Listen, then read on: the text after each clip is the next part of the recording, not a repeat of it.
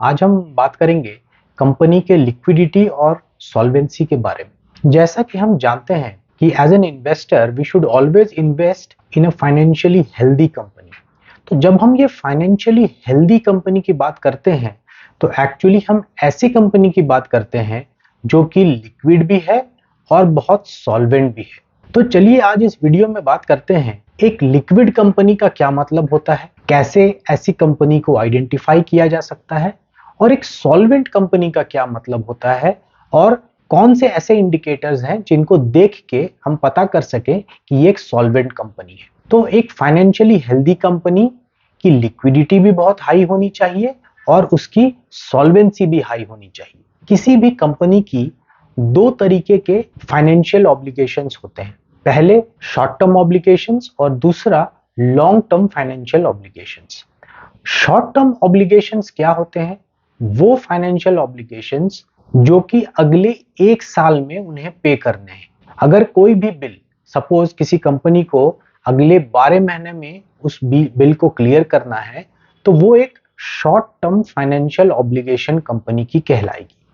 अगर कोई ऐसे ऑब्लिगेशंस हैं जो लॉन्ग टर्म में उनको पे करना है, जो इमीडिएट 12 महीने में पे करना जरूरी नहीं है, वो उसके बाद भी उसको पे कर सकते हैं, वैसे ऑब्लिगेशंस को लॉन्ग टर्म ऑब्लिगेशंस कहते हैं। अब जैसे किसी कंपनी ने अगर लॉन्ग टर्म डेट लिया हुआ है, लोन उठाया हुआ है बैंक से, और वो लोन सपोज 10 साल का है, तो वो एक लॉन्ग टर्म फाइनेंशियल ऑब्लिगेशन कहलाएगा। तो एक लिक्विड कंपनी क्या है? ऐसी कंपनी जो अपने शॉर्ट टर्म फाइनेंशियल ऑब्लिगेशंस को बहुत आसानी से पे कर पाती है, उनको दिक्कत नहीं होता अपने शॉर्ट टर्म फाइनेंशियल ऑब्लिगेशंस को पे करने में, वैसी कंपनी को हम लिक्विड कंपनी कहते हैं। तो चलिए देखते हैं कि ये जो शॉर्ट टर्म फाइनेंशियल ऑब्लिगेशंस की हम बात कर रहे हैं, इसको और डिटेल में देखते हैं। किसी भी कंपनी की शॉर्ट टर्म फाइनेंशियल ऑब्लिगेशंस क्या क्या होती है? सबसे पहला, उनको अपने एम्प्लॉयज को सैलरीज देना है, उसके बाद उनको अपने वेंडर पेमेंट्स करने हैं, उनको अपने यूटिलिटी बिल्स क्लियर करने होते हैं, उनको इनकम टैक्स देना होता है, इनको इंटरेस्ट पे करना होता है, उनको जो प्रिंसिपल कंपोनेंट है लोन का वो पे करना होता है। तो इस तरह के जो पेमेंट्स है वो अगले 12 महीने में कंपनीज को क्लियर करना है। बैलेंस शीट के टर्म्स में अगर कहा जाए तो इसको हम करंट लाइबिलिटीज कहते हैं। तो कोई भी कंपनी अगर अपने करंट लाइबिलिटीज को पे करने में सक्षम है तो उसको हम एक लिक्विड कंपनी कह सकते हैं। सपोज एक कंपनी है जिसके बैंक अकाउंट में बहुत सारे कैश पड़े हुए, सपोज 10 करोड़ के कैश है, और उसको उसकी टोटल करंट लाइबिलिटी जो है सपोज 5 करोड़। इस 5 करोड़ में वो क्या करेंगे? अपने एम्प्लॉइज को सैलरी देंगे, अपना वेंडर पेमेंट्स करेंगे, अपने यूटिलिटी बिल्स को क्लियर करेंगे, टैक्सेस पे करेंगे, इंटरेस्ट पे करेंगे, उसके बाद जो प्रिंसिपल कंपोनेंट है लोन का वो पे करेंगे। तो ये सब सपोज पे करने में उनको सिर्फ 5 करोड़ लगता है और उनके पास कैश ही 10 करोड़ का है, तो ऐसी कंपनी को हम कह सकते हैं कि वो बहुत ही लिक्विड कंपनी है। तो कुछ फाइनेंशियल इंडिकेटर्स ऐसे हैं जिनको हम यूज कर सकते हैं एक कंपनी की लिक्विडिटी एनालिसिस के लिए। वो क्या क्या इंडिकेटर है? पहला है करंट रेशियो, दूसरा है क्विक रेशियो, और तीसरा है कैश रेशियो। ये तीनों इंडिकेटर्स ऐसे हैं जो कंपनीज के करंट एसेट्स को करंट लाइबिलिटी से कंपेयर करती है। अब ये करंट एसेट्स क्या है? करंट लाइबिलिटी तो हमने देख लिया, एम्प्लॉयज की सैलरी हो गई, यूटिलिटी बिल्स हो गई, वेंडर पेमेंट्स हो गए, तो ये सब करंट लाइबिलिटीज में आते हैं, जो ऐसे ऐसे ऑब्लिगेशंस जो कंपनी को इमीडिएटली पे करने हैं। अगर किसी भी कंपनी की करंट एसेट करंट लाइबिलिटी से ज्यादा है तो उस कंपनी को हम एक रीजनेबल लिक्विड कंपनी मान सकते हैं। थंब रूल ऐसा है कि किसी भी कंपनी की करंट एसेट अगर उसकी करंट लाइबिलिटी से 3 टाइम्स ज्यादा है तो उसको हम एक अच्छी लिक्विड कंपनी मान सकते हैं। पर यहां पर एक बात समझने की यह है कि ये करंट एसेट्स में आता क्या क्या है। सबसे पहला बात, कंपनी के बैंक अकाउंट में जो कैश पड़ा है वो करंट एसेट कहलाएगा। कंपनी की जो अकाउंट रिसीवेबल्स है, ऐसे पेमेंट्स जो कस्टमर से अभी मिलने वाले हैं, नेक्स्ट 12 महीने में जो मिल जाएंगे पेमेंट्स, वो भी करंट एसेट्स में आता है। कंपनी के जो इन्वेंट्री है, ऐसे प्रोडक्ट्स जो उन्होंने बना के रखे हुए हैं, उनको अब सेल करके उनको पैसा आ जाएगा, तो इन्वेंट्रीज भी कंपनी के करंट एसेट्स में ही आता है। तो एक कंपनी जो सफिशिएंट करंट एसेट उनके पास है, जरूरी नहीं है कि उनके पास कैश ही रहे, वो करंट एसेट्स इन्वेंट्री भी हो सकता है, वो करंट एसेट अकाउंट रिसीवेबल भी हो सकता है, ऐसे पेमेंट जो कस्टमर से अभी मिलने हैं। तो ऐसे ऐसे करंट एसेट्स अगर मान लीजिए 10 करोड़ के हैं और जो करंट लाइबिलिटी है, जो कंपनी को पे करना है, वो सिर्फ 5 ही करोड़ है, तो ऐसी कंपनी को जिसका करंट एसेट उसके करंट लाइबिलिटी से बहुत ज्यादा है, ऐसे कंपनी को हम एक सफिशिएंटली लिक्विड कंपनी कह सकते हैं। और ये एक बहुत ही स्ट्रॉन्ग इंडिकेटर है कंपनी की फाइनेंशियल हेल्दी होने का। अगर हम कहेंगे कि कोई कंपनी फाइनेंशियली हेल्दी है, तो नेसेसरीली उस कंपनी को सफिशिएंटली लिक्विड होना ही पड़ेगा, अदरवाइज वो फाइनेंशियली हेल्दी नहीं हो सकती। चलिए अब बात करते हैं सॉल्वेंसी के बारे में। सॉल्वेंसी भी एक फाइनेंशियल हेल्थ इंडिकेटर है, और ऐसी कंपनी जिनके ऊपर बहुत ज्यादा डेट बर्डन नहीं है। यहां पर डेट बर्डन देखिए, डेट दो तरह की होती है, शॉर्ट टर्म डेट और लॉन्ग टर्म डेट। दोनों को क्लब कर दीजिए, शॉर्ट टर्म डेट को और लॉन्ग टर्म डेट को ऐड कर दीजिए। सपोज एक कंपनी की टोटल डेट बर्डन जो है वो 100 करोड़ से, और उसी कंपनी की जो शेयर होल्डर इक्विटी है, जो नेटवर्थ है, सपोज वो 200 करोड़ है। तो इस कंपनी की जो डेट टू इक्विटी रेशियो है, डेट कितनी थी 100 करोड़, इक्विटी कितना है इसके पास, जो नेटवर्थ है उसको इक्विटी कह रहे हैं, जो नेटवर्थ है वो कितना है 200 करोड़ है। तो इस कंपनी की डेट टू इक्विटी रेशियो कितनी हो जाएगी, 100 डिवाइडेड बाय 200 इज 0.5। तो किसी भी कंपनी की अगर debt equity ratio less than 1 है, तो उसको हम एक फाइनेंशियली हेल्दी कंपनी मान सकते हैं, उसको हम एक सॉल्वेंट कंपनी मान सकते हैं। तो डेट इक्विटी रेशियो, जैसे डेट इक्विटी रेशियो से आपने इंटरप्रेट किया कि कंपनी सॉल्वेंट है कि नहीं, उसी तरह डेट टू एसेट रेशियो से भी एक सॉल्वेंसी का इंडिकेशन मिलता है। सपोज एक कंपनी की total assets let's say 300 crore है और उस कंपनी के पास 100 करोड़ का डेट है। इसका मतलब क्या हुआ कि अपने टोटल 300 करोड़ के एसेट को वो 100 करोड़ के डेट से फाइनेंस किया है। Means the debt to asset ratio यहां पर आता है 0.33। तो 33% of all the assets of the company is financed by debt. किसी भी कंपनी की डेट एसेट रेशियो 0.3 से कम होती है, तो उसको हम एक रीजनेबली सॉल्वेंट कंपनी मान सकते हैं। वो एक सेफ कंपनी है, उसमें हमें इन्वेस्ट करने से ज्यादा डरना नहीं चाहिए, रिस्क नहीं है उस कंपनी में इन्वेस्ट करने के लिए। क्योंकि अगर कुछ 19-20 होता है, कुछ टफ टाइम्स आता है, वो कंपनी अगर अपने कैश फ्लो के कारण डेट नहीं पे कर सकती है, तो ऐसी कंपनी अपना एसेट बेस दिखा के बैंक से लोन ले सकती है, या फिर अपने कुछ एसेट को काउंटर गारंटी रख के भी बैंक से लोन ले सकती है। जिस कंपनी का एसेट बेस उसके डेट के कंपैरिजन में बहुत बड़ा है, बैंक उसको आसानी से लोन दे देती है। ऐसी कंपनी जिनका की डेट लोड उसकी इक्विटी या उसके टोटल एसेट के कंपैरिजन में काफी लो है, वैसी कंपनी को हम एक सॉल्वेंट कंपनी मान सकते हैं। यहां तो हमने सॉल्वेंसी पता करने के लिए हमने डेट को कंपेयर किया एसेट से और इक्विटी से। एक और बहुत ही स्ट्रॉन्ग इंडिकेटर है जो हमको कंपनी की सॉल्वेंसी के बारे में बताता है। यहां पर इस इंडिकेटर में हम कंपनी का जो इंटरेस्ट पेएबल है, कंपनी लोन लेती है तो उसको इंटरेस्ट देना पड़ता है, तो ये जो इंटरेस्ट है वो कंपनी के प्रॉफिट से कंपेयर करते हैं। अब सपोज एक कंपनी 150 करोड़ की प्रॉफिट करती है और उसको 10 ही करोड़ का इंटरेस्ट पे करना है, बहुत आराम से कर देगी, क्योंकि उसके पास प्रॉफिट ही अगर 150 करोड़ का है और उसको उसमें से सिर्फ 10 करोड़ इंटरेस्ट देना है, तो वो बहुत आराम से कर देगी। तो ऐसी कंपनी को भी हम एक सॉल्वेंट कंपनी मान सकते हैं। तो क्या है वो इंडिकेटर, जो इस तरह की सॉल्वेंसी को हाईलाइट करती है। इस फाइनेंशियल रेशियो को, इस इंडिकेटर को नाम देते हैं हम interest coverage ratio.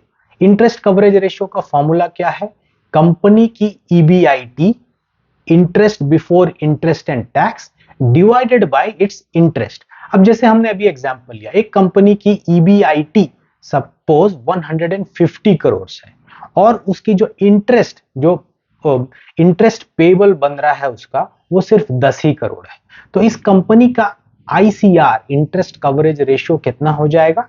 150 divided by 10 is 15।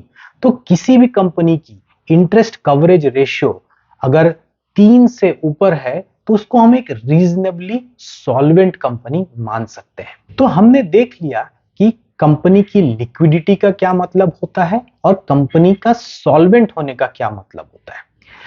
यहां पर अगर आप ये पूछेंगे कि कौन सा इंडिकेटर ज्यादा जरूरी है, लिक्विडिटी जरूरी है या सॉल्वेंसी जरूरी है, ये आंसर इतना आसान नहीं है, पर इसको एक साधारण लॉजिक के साथ हम समझने की कोशिश करेंगे। सपोज एक कंपनी है जो किसी कारण से उसको कस्टमर के पेमेंट्स नहीं आ पा रहे हैं, किसी भी कारण से। सपोज कि कंपनी अच्छी है, उसके प्रोडक्ट्स भी अच्छे हैं, कस्टमर भी खुश हैं, बट कोविड जैसा कोई सिनेरियो आ जाता है जहां पर कि कस्टमर से पेमेंट आना बंद हो जाता है because of Covid like situation. तो ऐसी कंपनी क्या करेगी? ऐसी कंपनी को सैलरीज तो देना है, जो एकदम नेसेसरी वेंडर्स हैं उनको वेंडर पेमेंट भी करना है, उनको बिल्स भी पे करना है। तो ऐसी कंपनी क्या करेगी?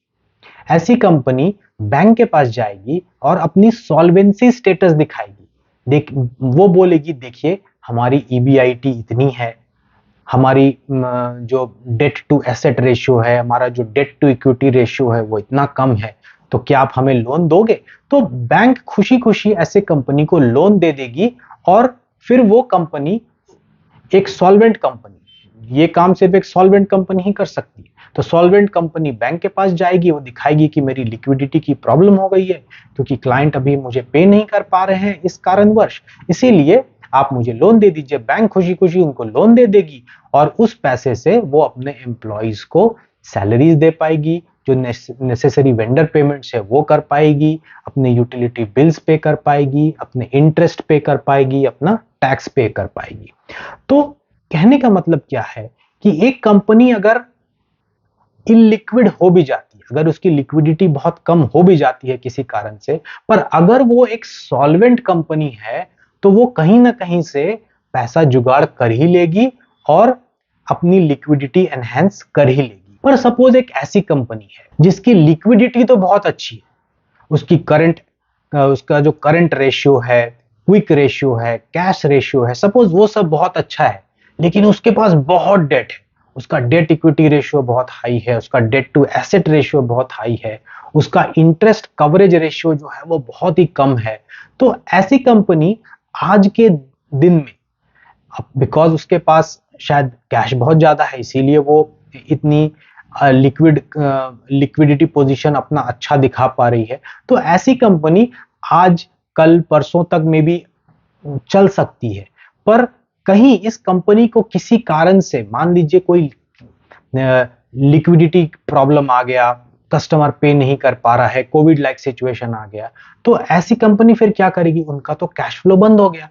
अगर ऐसी कंपनी जो लिक्विड है, आज के डेट में लिक्विड है, पर किसी कारण से उसका कैश आना बंद हो जाता है, तो ऐसी कंपनी जो सॉल्वेंट नहीं है, जिसका डेट लोड बहुत ज्यादा है compare to its equity and asset, ऐसी कंपनी बैंक को भी अप्रोच नहीं कर पाएगी क्योंकि बैंक उसको लोन देगी नहीं। उसकी आईसीआर, इंटरेस्ट कवरेज रेशियो बहुत कम है, उसका डेट टू एसेट रेशियो बहुत हाई है, उसका डेट टू इक्विटी रेशियो बहुत हाई है, तो बैंक ऐसे कंपनी को लोन तो देगी नहीं। तो ऐसी कंपनी जो आज लिक्विड है पर बहुत ही इनसॉल्वेंट भी है, ऐसी कंपनी का प्रॉब्लम में फंसने का चांस बहुत ज्यादा रहता है। जब तक सब कुछ ठीक चल रहा है तब तक ठीक चल रहा है, अगर प्रॉब्लम आएगा तो इनको बैंक्स भी हेल्प नहीं करेगी, एनबीएफसीज भी हेल्प नहीं करेगी। तो बहुत जरूरी है कंपनी का ऑलवेज सॉल्वेंट होना। ये प्राइम फोकस होना चाहिए कंपनी का कि कुछ भी हो जाए मैं जरूरत से ज्यादा डेट तो अपने बैलेंस शीट में ऐड नहीं होने दूंगा। जब ये सॉल्वेंसी प्रॉब्लम कंट्रोल में है, उसके बाद कंपनी का जो नेक्स्ट इमीडिएट प्रायोरिटी होता है वो होता है करंट लायबिलिटी मैनेजमेंट। तो करंट लायबिलिटी मैनेजमेंट में कंपनी को इंश्योर करना है कि उसके पास सफिशिएंट पैसे रहे, कैश में पैसे रहे, करंट एसेट रहे एटलीस्ट उनके पास, जो कि वो जिसको यूज करके वो इवेंचुअली सारे इमीडिएट पेमेंट्स जो है वो कर पाए। दूसरा, उसको अपना लिक्विडिटी पोजीशन भी स्ट्रांग बना के रखना बहुत ही जरूरी होता है। तो अगर कभी भी हम एक फाइनेंशियली हेल्दी कंपनी के सर्च में जा रहे हैं तो हमें ये लिक्विडिटी और सॉल्वेंसी स्टेटस किसी भी कंपनी का चेक करना बहुत जरूरी है।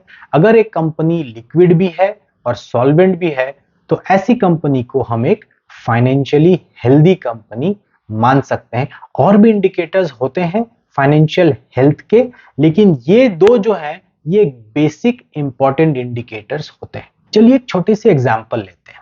सपोज एक कंपनी है जिसकी करंट लायबिलिटी 13.4 करोड़ है। मींस इस कंपनी को जो सैलरीज देना है, जो वेंडर पेमेंट्स देना है, जो अपने बिल्स पे करने हैं, टैक्सेस देना है, इंटरेस्ट पे करना है, सपोज डिविडेंड पे करना है, तो ये सारे जो करंट लायबिलिटीज हैं सपोज इसके 13.4 करोड़ है। और इस कंपनी की जो करंट एसेट है, जो अकाउंट रिसीवेबल्स है, जो कस्टमर से पेमेंट आने वाले हैं, या फिर उसके पास जो कैश बैलेंस है, जो इन्वेंट्रीज है, ये सब ऐड करके उसके पास सिर्फ 13.2 करोड़ ही हो पा रहा है। देना है 13.4 पर उसके पास है सिर्फ 13.2, तो बचे 20 लाख रुपए। तो ऐसी कंपनी जिसकी ऑलमोस्ट 90% 95% ऑफ करंट लायबिलिटीज उनके करंट एसेट से पूरी हो जा रही है, ऐसी कंपनी एक्स्ट्रा 20 लाख रुपए कहां से लाएगी? बहुत आसान है ऐसी कंपनी के लिए, वो किसी भी बैंक को अप्रोच करे, अपना बैलेंस शीट दिखाए। सबसे पहले तो कंपनी उसका सॉल्वेंसी स्टेटस देख लेगी कि भाई डेट ऑलरेडी क्या उसके ऊपर बहुत ज्यादा है क्या। अगर सॉल्वेंसी स्टेटस सही है, और दूसरा स्टेप में वो चेक करेगी कि out of total current liabilities उसके पास इमीडिएटली करंट एसेट्स कितने हैं। तो देखिए कि अरे 13.4 का उसको पेमेंट करना है, बट 13.2 के तो ऑलरेडी करंट एसेट्स हैं उनके पास। तो ऐसी कंपनी को बहुत ही आराम से लोन भी मिल जाएगा। इस एग्जाम्पल का मकसद ये है बताना कि एक कंपनी जो सॉल्वेंट भी है और रीजनेबली लिक्विड भी है, कंपनी की अगर आप current asset by current liquidity जो करंट रेशियो है वो मेजर करोगे तो यहाँ पर 13.2 डिवाइडेड बाय 13.4 आएगा। तो इसका करंट रेशियो जो है 1 से कम है। फिर भी देखिए बिकॉज ये कंपनी बहुत सॉल्वेंट है और इसकी जो करंट रेशियो है वो 1 से बहुत नीचे नहीं है, 0.9 के आसपास ही है। तो ऐसी कंपनी को भी जो कि सफिशिएंटली लिक्विड नहीं पोजीशन दिखा रही है पर 0.9 के आसपास भी अगर इसकी लिक्विडिटी है तो बैंक ऐसे कंपनी को आसानी से शॉर्ट टर्म लोन दे देती है। और ऐसी कंपनी अपने जो टेम्परेरी जो लिक्विडिटी प्रॉब्लम्स है इसको भी इस तरह से मैनेज कर लेती है। तो बैंक्स हेल्प करती है एक सॉल्वेंट कंपनी को और एक reasonably liquid company. I hope आपको ये वीडियो पसंद आया होगा। अगर अच्छा लगे तो प्लीज लाइक, शेयर और कमेंट करें और प्लीज मेरे चैनल को सब्सक्राइब करें।